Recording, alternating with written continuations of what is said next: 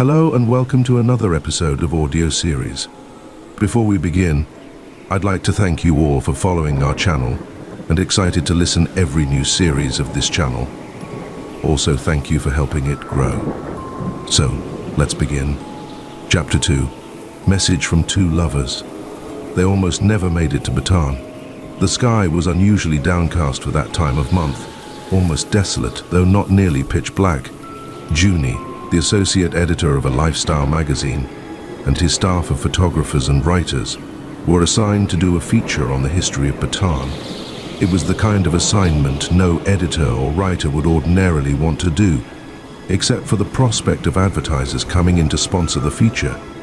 At P120,000 a full-page ad, journalistic ethics may be temporarily suspended, or so they say. Dampness hung in the air like freshly washed linen. The somnolent dusk, awash with the scent of the cool night wind, made the late afternoon suitable for sleeping.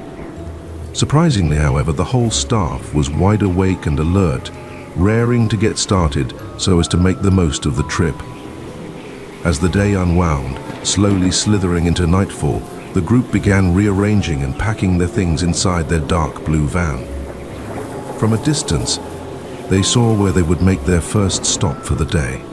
An old, historic light at the old abandoned port at the foot of the steep cliff. Through the years, Roddle's family had befriended numerous sailors and seafaring merchants, most of whom brought them vases, jewelry, and other gifts every time they docked at the port. It was on one of those numerous visits that Roddle's great-great-grandmother, Estrelita, then 16 years of age, met Chang, a young 18-year-old Chinese-Filipino boatman from Manila. After a few visits, the two fell in love. The lovers used to rendezvous at the old lighthouse. Roddle stood up and, pointing at the wall near the small window, said that the soft white limestone allowed the two lovers to make inscriptions on the wall.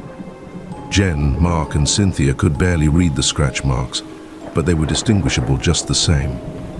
The messages were written in Old Tagalog. They were short love letters, a record of meetings, dates, and time. Estrelita and Chang actually recorded in stone the days, times, and goings-on each time they met at the lighthouse. "How romantic," Cynthia said, taking a long swig from her beer can. Mark could only laugh at her comment. However, not all inscriptions told happy stories. One inscription, presumably from Chang, spoke of a certain Jose, a Spanish-Mexican sailor who wanted to have the young Estrelita for himself. The inscription did not elaborate. However, Roddle knew the whole story.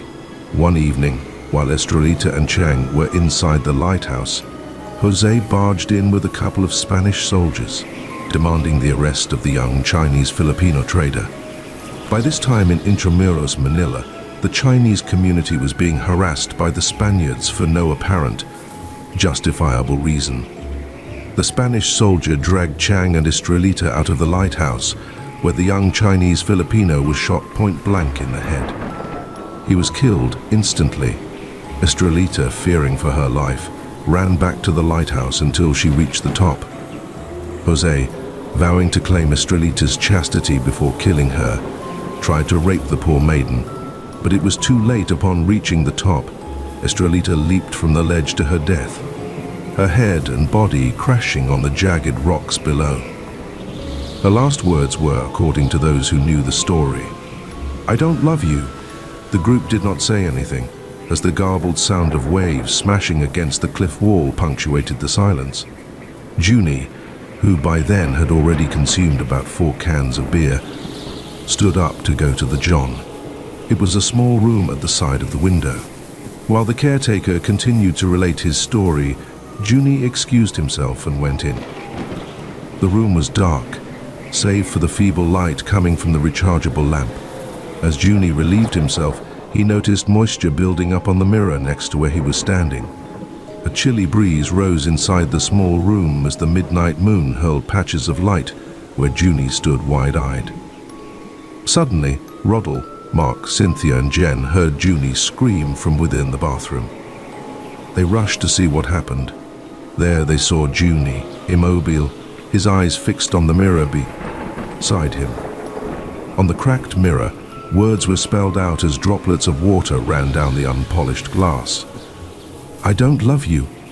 Junie, they all remembered, is a Spanish mestizo. The group fled the lighthouse,